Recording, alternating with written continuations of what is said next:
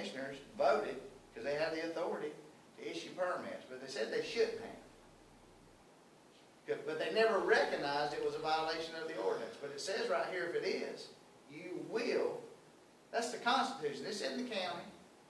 This isn't legislative. This is the Constitution written off, we hope, the values of the U.S. Constitution. So if it says, I go down there and I want my ordinance enforced and nobody will do it, I hate to say it, but there's no organization to turn to that's the even keel, because the Ethics Commission, there's been complaints filed with them that they had to start investigating last fall, and the people will be out of office by the time they start. And besides that, they get a $500 fine.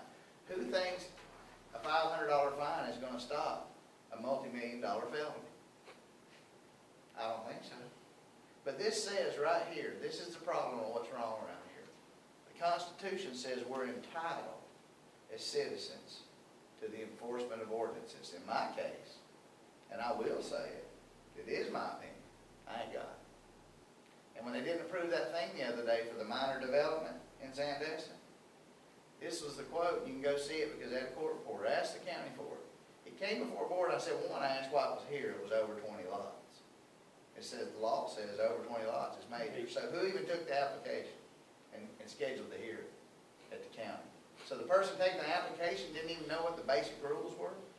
Second is this. The person making the application, a recognized expert from the county, or on behalf of the county, on behalf of the person making the application, said, we've always done it this way. For the last 50, you telling me we've been doing it wrong, putting in these subdivisions under this minor program? Is that what you're telling me? That's your decision? Ask the director of planning. It's on the minutes. Go look at it. He did tell me. Said, yeah, that's pretty much what I'm telling you.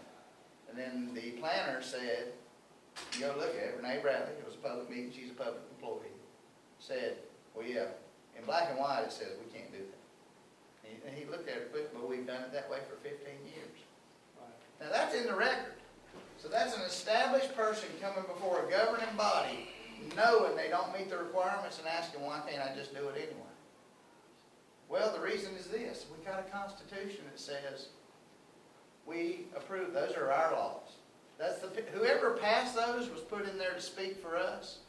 And when the people that come behind them say we're not going to enforce them, they're saying we don't care what happened before us. But we do. We build everything on what happened from day one, right? Changes to the Constitution and to the laws are cumulative from day one, right? From 1776, roughly. So these are things that people need to talk about, and if they're going to be online, look, there's not many people here. So I'm not really talking to you people. I'm talking to people online. I got a lot of proof here tonight. I'm not going to take any more time, but I've got affidavits and statements right here. Everybody online says I don't have them. Here they are. Make sure you get a good look at them. I know you're filming this time, so I got them all here. Kathleen, do you have any, or is there any way to know how many people actually view this? Actually, you know what, Ray, could you talk to us a few minutes about it? Because you said something can you tell us maybe on camera about last week and how many people watched and how many people were online interacting with us? Yeah, I can provide you with that information, but I have to look it up. Oh, okay. In other words, every 30 minutes, whether it's live or just people coming to the website, are counted. Okay. When I say people, in other words, anyone who goes in. Sorry. So yes, I'm being billed based on how much bandwidth I'm using. Okay. So they've got to make an accounting showing me where the numbers went. Okay. Well, I mean, like Alan said, there's not many people here, and Frank will attest. We've gone to a bunch of these things, Freeport, Funiac, and if you took away the candidates, their supporters, and their families, you might have a handful of people. And I don't know how we get by that, but this is great if it's being utilized, if people are actually looking at it. And I think they ought to have it, we ought to put it everywhere we can and try to encourage people, get Bob Hudson to maybe link to it, everybody we can.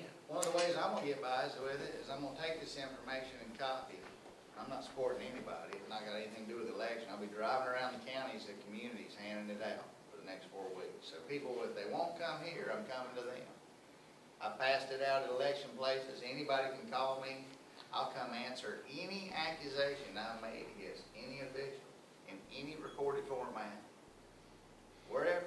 And I'll stand up for my contributors anywhere too. Oh, okay. And I'd love to have this guy contact a few of these guys and suggest that they're buying me off. Before we absolutely go, Bill, did you have anything about the library that you had needed to share? Was there any library stuff? Okay. I'm gonna go ahead and pull this up. Okay. Well, thank you guys tonight for coming. I appreciate it.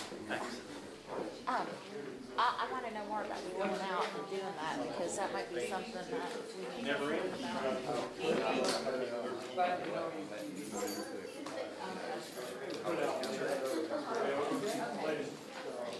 Thanks. Are you running for Okay,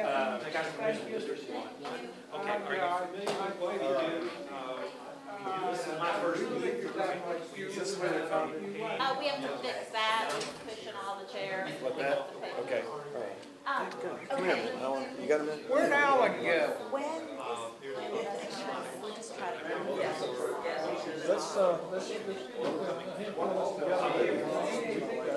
I'd say by the end of the week, after I've shown this meeting. And then, just make the plans out. I would love to get a shirt.